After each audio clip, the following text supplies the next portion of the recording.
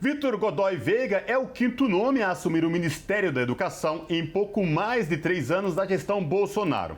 Ele substitui o pastor Milton Ribeiro, que deixou o cargo depois de escândalos em que pastores atuavam em gabinete paralelo, cobrando propina por liberação de verba do Ministério para prefeituras. Sobre esse assunto, nós conversamos agora com Júlia Aguiar, que é vice-presidenta da União Nacional dos Estudantes e estudante da Federal do Rio de Janeiro. Boa noite, Júlia. Prazer em falar contigo. Seja muito bem-vinda. Boa noite, Cosmo. Boa noite, Maria Tereza. Boa noite a todos e todas que estão nos assistindo. Júlia, antes da gente entrar propriamente nessa questão da troca de mais um ministro na pasta da educação, dá para a gente fazer um balanço de como foi a gestão Bolsonaro para a educação nesses pouco mais de 3 anos? Com certeza, eu acho que a gente está chegando aí no momento final desse governo e é momento da gente não só olhar para os casos específicos, né, que são sucessivos no Ministério da Educação, né, a gente está indo aí para o 5º ministro, mas acho que a gente tem que sim olhar como um todo para o que foi a gestão Bolsonaro na educação brasileira. E se a gente for olhar, desde que Bolsonaro era candidato ainda à presidência, ele apresentava uma linha para a educação que eu acho que, na nossa avaliação, conjugava 3 aspectos centrais. O primeiro era um debate ideológico, né? Inclusive a gente apresentava, né, que a ala ideológica tinha um papel ali no Ministério da Educação. O segundo, que é também a ala militar, se a gente for ver aí nesses últimos períodos a construção de escolas cívico-militares e etc. E por último, a educação privada, né? Então a lógica também da educação como mercadoria. Esses 3 aspectos, na nossa avaliação, fazendo um balanço, tiveram um protagonismo no governo Bolsonaro. Então, a gente viveu aí um governo que faz mais de 2 anos já, né, a gente está fazendo de pandemia, e um governo que não apresentou nenhum programa para a educação brasileira, nem antes da pandemia e pior ainda, nem depois dela, onde a educação, sem dúvida, foi um dos setores mais afetados, porque a gente teve, né, a necessidade de fechar nossas escolas e universidades. Então, é um balanço negativo completamente do que foi o governo Bolsonaro para a educação, para não dizer que eles não tentaram apresentar nenhuma proposta. Ainda na época do ministro Weintraub, tentaram apresentar um programa que era o Futurice, que também, na nossa avaliação, na verdade, era um programa completamente atrasado para a educação pública em especial, porque colocava em xeque a autonomia universitária e também priorizava, né, o setor privado na educação, mas depois desse não foi apresentado nenhum programa para a educação brasileira. O que a gente viu foi problemas no Enem, problemas na destinação de verbas para a educação brasileira. A gente viu uma saída coletiva de diversos servidores públicos do Ministério da Educação. Então, acho que o balanço geral que a gente faz é que Bolsonaro teve um papel desastroso na educação brasileira, essa que é uma das pastas principais, né, para você atuar num governo e num país como o Brasil, de dimensões continentais, de uma desigualdade social ainda muito significativa e que, então, a educação é uma das áreas sociais, assim como a saúde, a serem priorizadas. Não foi o que a gente vê no governo Bolsonaro. Sem dúvida.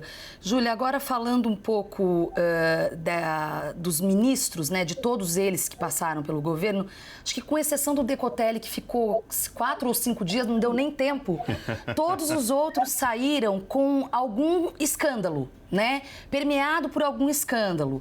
E eu quero dar destaque para 2, o Weintraub, que para além dos escândalos, ele atacou diretamente o ensino superior público e tentou construir uma narrativa da balbúrdia, né?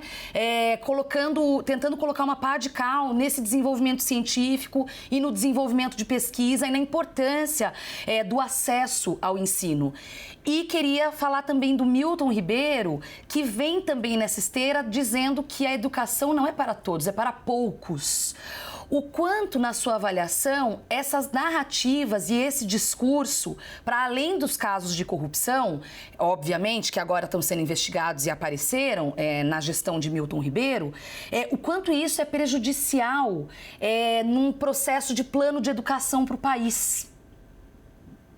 Eu acho que, Maria, que bom que você ressaltou esses dois ministros, porque se a gente for olhar esses 4 que passaram por aí, sem dúvida foram os que mais marcaram. Acho que Weintraub, naquele momento, né, em que era ministro, teve diversas iniciativas, diversas declarações extremamente problemáticas, sejam as que atacaram diretamente os estudantes, as universidades públicas, ou aquelas que atacaram até, né, o Supremo Tribunal Federal, que foi inclusive o que fez com que ele caísse, e o Milton Ribeiro, porque eu acho que na prática são os dois ministros que demonstraram exatamente qual é o projeto de Bolsonaro para a educação. Essa fala de que a universidade deve ser para poucos não é uma fala que é dita da boca para fora, né? Na prática, é o projeto que Bolsonaro construiu para a educação e que esses dois ministros, sem dúvida, carregaram aí como carro-chefe.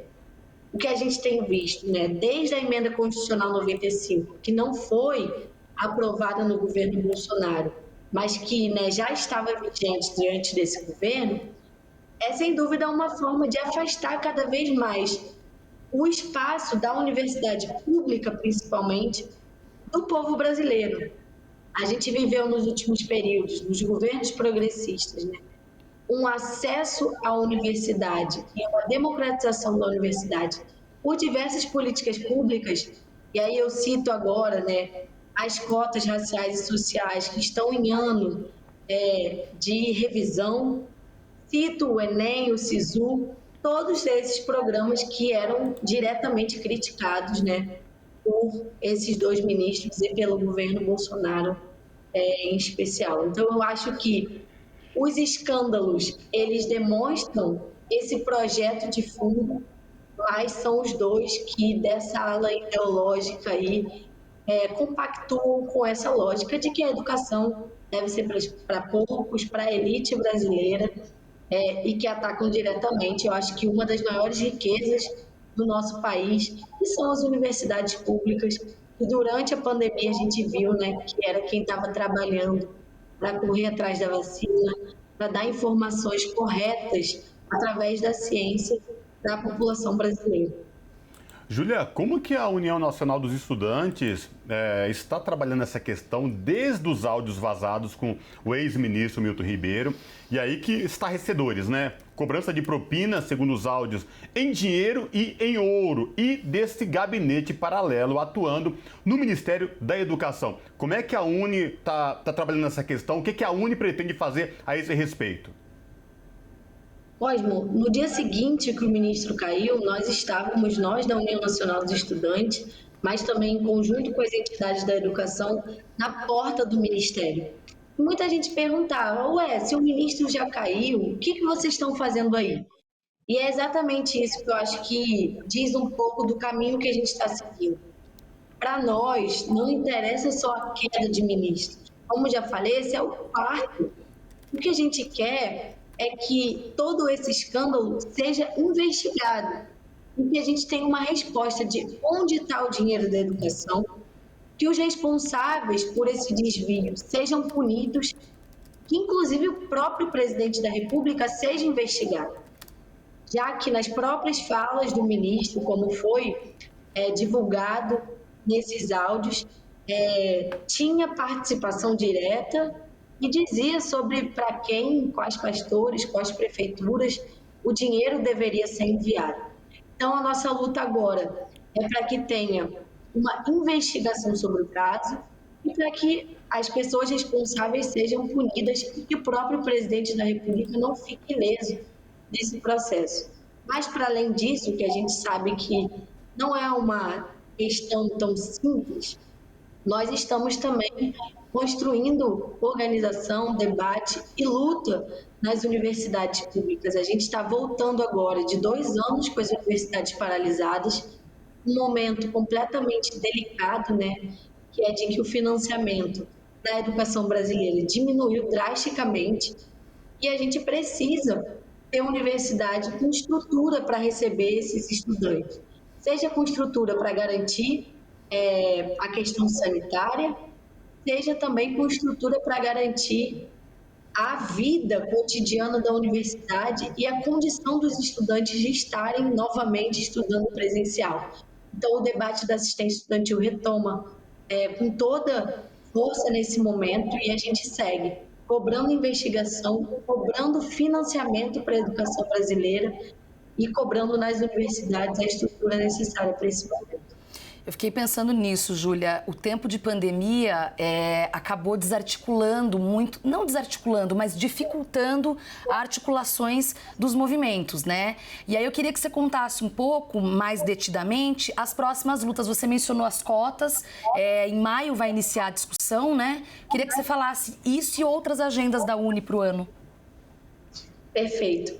A gente está nesse momento que é, inclusive, reconfortante. Participei agora de uma atividade na UERJ e voltar para a universidade viva é uma coisa assim que nós do movimento estudantil sempre cultivamos nos centros acadêmicos, nos diretórios centrais dos estudantes, nos cursos de extensão, no esporte. E a gente está voltando agora para esse momento de reencontro com a universidade. A nossa debate central agora tem sido em torno do financiamento e da luta pela assistência estudantil e, sem dúvida, o debate das cotas raciais e sociais. A gente iniciou uma campanha agora em defesa das cotas que está dialogando não só com os estudantes, professores, técnicos administrativos, mas também uma campanha que se pretende dialogar com a sociedade. Que Bolsonaro construiu uma narrativa completamente contra e mentirosa sobre o que são as cotas, então a gente está nesse período de debater com a sociedade, com artistas, figuras públicas, para defender no Congresso Nacional e na rua as cotas. Mas, para além disso, eu acho que tem agendas que são importantes da gente apresentar aqui, porque são pautas que a Uni vai estar tocando aí diretamente nas ruas. A primeira, que não é segredo para ninguém desde que Bolsonaro era candidato, é que a Uni tem uma campanha muito firme pelo Fora Bolsonaro. E nós estamos aí em agenda, né, com a Frente Brasil Popular, a Frente Povo Sem Medo. Bom, a gente perdeu o contato aí com a Júlia Aguiar, que é vice-presidenta da União Nacional dos Estudantes e também estudante da Universidade Federal do Rio de Janeiro, que trouxe aí todo um balanço do que foi a gestão Bolsonaro para a educação e os escândalos envolvendo os ministros da educação do governo de Jair Bolsonaro.